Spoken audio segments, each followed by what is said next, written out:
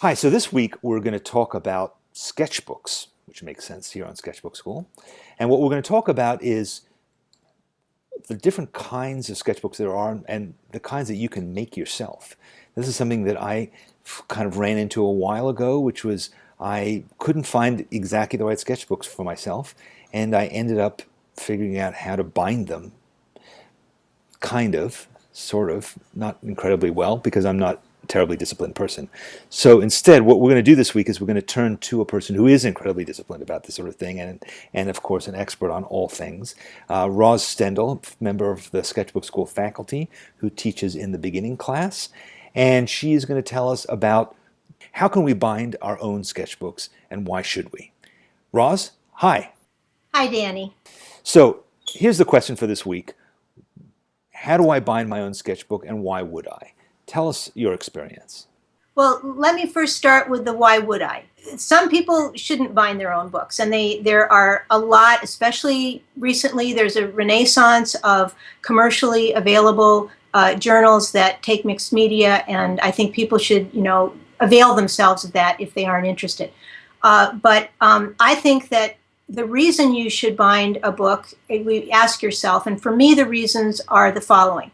I like books to be a certain size, and because of the formats that I like to work in, I like to have them have a certain orientation. I don't like landscape books, and a lot of the quality drawing books are landscape, so they don't work for me.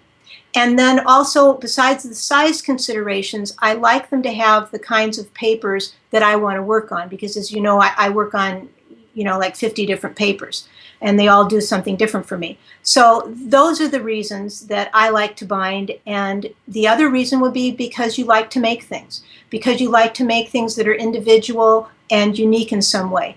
All of my journals either have a label that I've drawn or created, which of course you can attach to a commercial book, but I make them different in some way.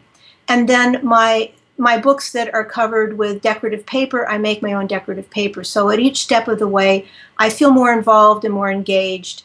And I also know that it's going to have a certain quality to it and do what I want it to do when I go out into the field.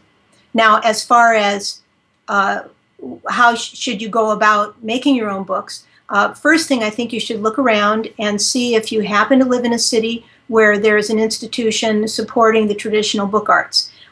You in New York, I think, have The Center for Book Arts, where I actually studied bookbinding. Yes, fantastic place. right. And I'm very, very fortunate. I live in Minneapolis, and we have the Minnesota Center for Book Arts, where I teach bookbinding and journaling. And it's an excellent, excellent facility and organization. And the people who teach their other classes and stuff are just phenomenal bookbinders. And more even than me, they're focused on the traditional aspects of binding. So, and I think there's some out on the West Coast. So first thing, I would look for one of those. If you can't find one of those, look at your craft stores and so on, because oftentimes someone is teaching a binding class at one of those. So, find out if you can find at a paper store or something, someone who can at least start to get you initiated into the various tools that you'll need, how you can fold and tear paper, those types of things, because I think there are some things that if you just pick up a book, it's going to be a little bit difficult maybe to absorb.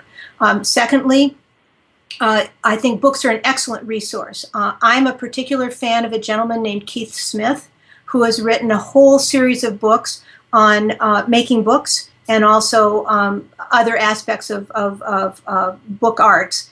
And they're excellent. He has extremely detailed instructions, which I think anyone can follow and create an excellent, excellent book.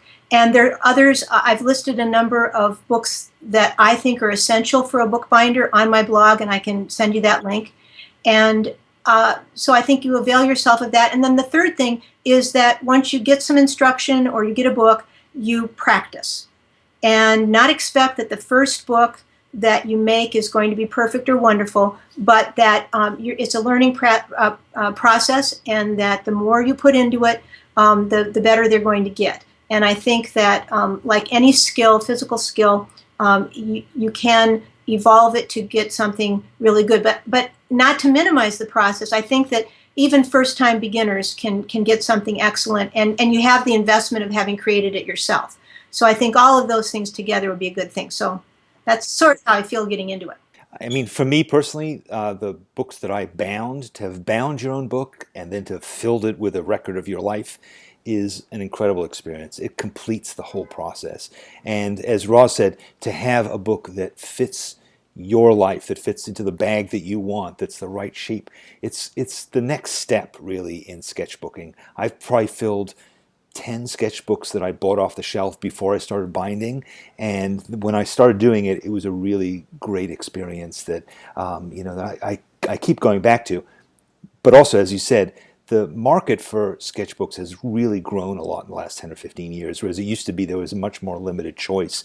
Now there's so many different manufacturers and different qualities. So it isn't something you have to do, but it's just another step in the art of illustrated journaling, which I think makes it even more satisfying and takes you into new creative directions, which is really great. Thanks so much, Roz. Is there anything final kind of suggestion you want to make before we sign off? No, I think that's great, and I think that people, if you have a hankering and you enjoy making things, I think it's a good thing to explore. And the best thing is that Roz, world's expert on just about everything, is going to, sorry to keep harping on that, but it's true. Roz is going to be teaching an online class. That's the one resource she didn't mention. She's going to be teaching an online video class about how to bind your own books, which is in the works and will be out soon, right? Tell us a little bit more about that. I'm actually teaching a specific book structure, which is a simple round back spine. It doesn't require any expensive bookbinding equipment, and it is an excellent book for visual journaling, and I'm hoping that the classes will go live at the end of March. We'll let you know about that on Sketchbook Skool. And to everybody who is interested in this, it's definitely something to pursue. I'm definitely going to try it out too. So good. Thanks again, Roz. Great talking to you. Thanks, Danny.